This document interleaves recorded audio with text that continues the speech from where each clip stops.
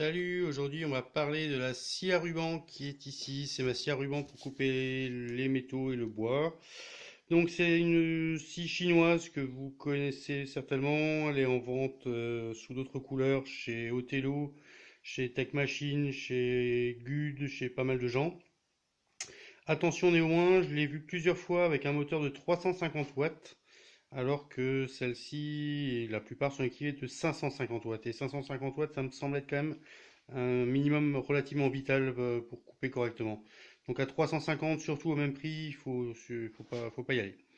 Voilà, donc c'est une scie qui est à l'origine conçue plutôt pour fonctionner à l'horizontale. Donc l'archet que vous voyez là descend, pivote vers l'avant et vient couper quelque chose qui est posé là.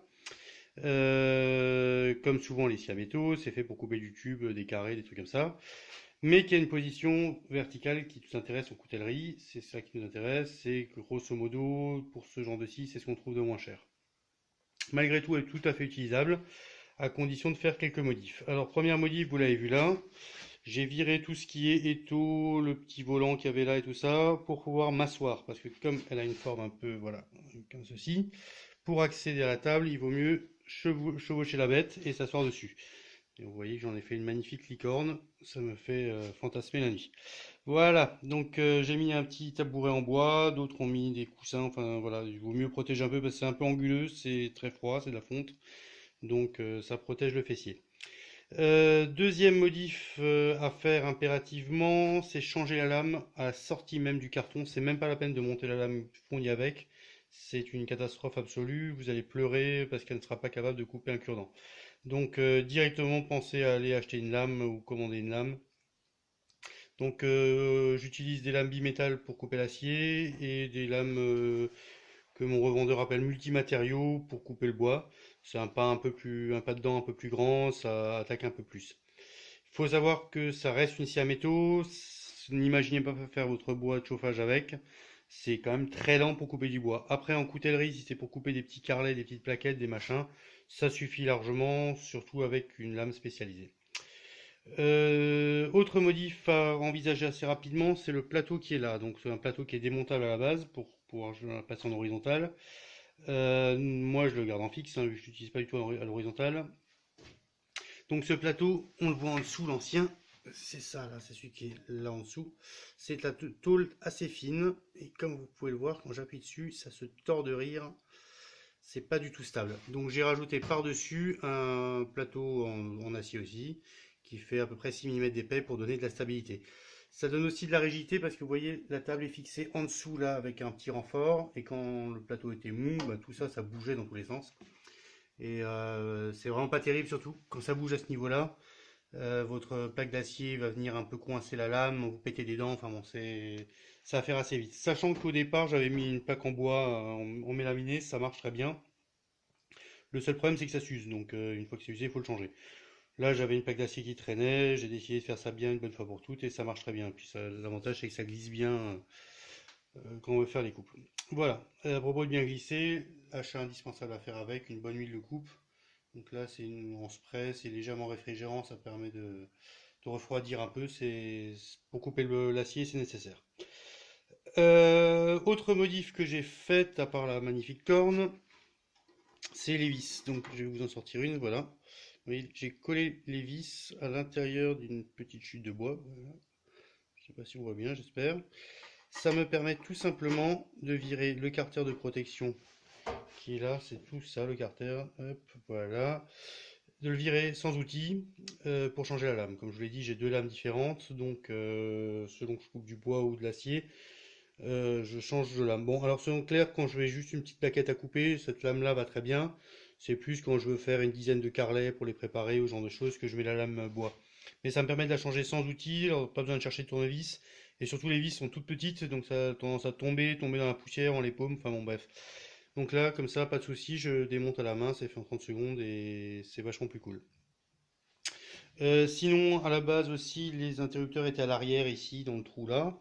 Pas très pratique d'avoir les interrupteurs dans le cul, donc je les ai foutus à l'avant. C'est quand même vachement plus simple de les éteindre avec la main gauche qu'avec le fessier.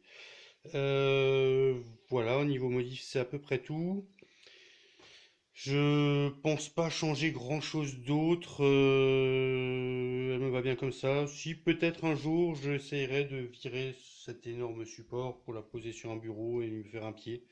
Parce qu'après tout, toute la partie que j'utilise, c'est uniquement ça, tout le reste me sert à rien. C'est un truc que j'envisage peut-être à l'occasion si je m'ennuie, mais bon, c'est pas pour tout de suite. Voilà, sinon donc ici, il n'y a vraiment pas grand-chose à dire dessus, elle fonctionne bien, on est très nombreux à l'utiliser dans le milieu.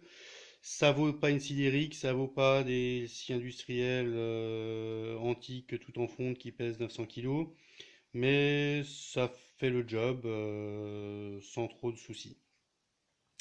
Voilà, donc la dernière chose à dire, c'est que elle se trouve, comme dit, facilement chez Othello, chez Métier Passion. Faut pas oublier qu'avec eux, faut pas se précipiter. En grosso modo, tous les 15 jours, il y a une offre spéciale.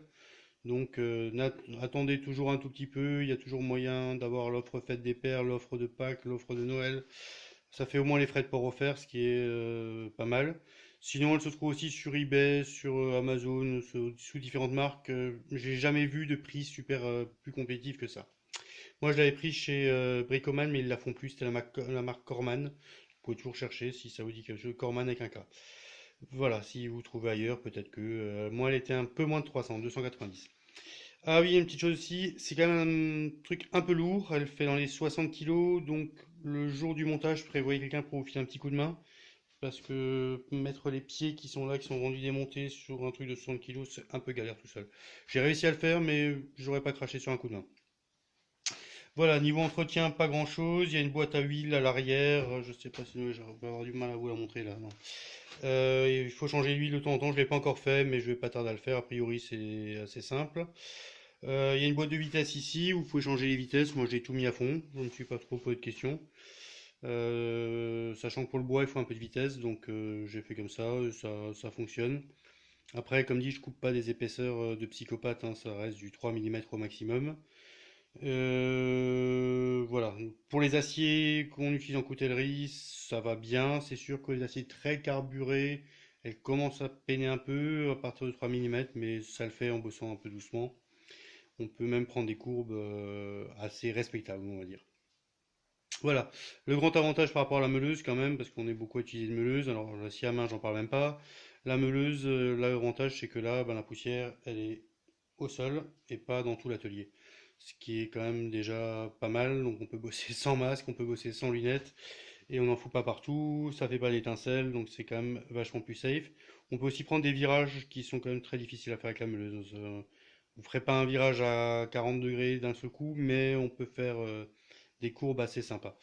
Si je vous montre une lame, je sais pas si j'ai une lame que j'ai faite, mais vous voyez, attendez, non, j'ai pas de lame, si, là. Voilà, une lame comme ça. Alors évidemment, cette courbe-là, vous la ferez pas avec la scie en un coup, ça c'est sûr, mais celle-là, par exemple, est largement faisable. En un coup, le virage là, vous le prenez. Celui-là à peu près aussi, ou à quelques millimètres près. Donc c'est pas mal, ça vous permet d'économiser de l'acier et ça permet aussi d'économiser les bandes de Baxten parce que comme vous couperez, pas besoin de vous casser les pieds après à bouffer de l'acier au centimètre. Voilà, bah, c'est tout pour elle, je pense. On se revoit la prochaine fois, peut-être pour parler de la perceuse ou d'un autre outil. Ciao, ciao!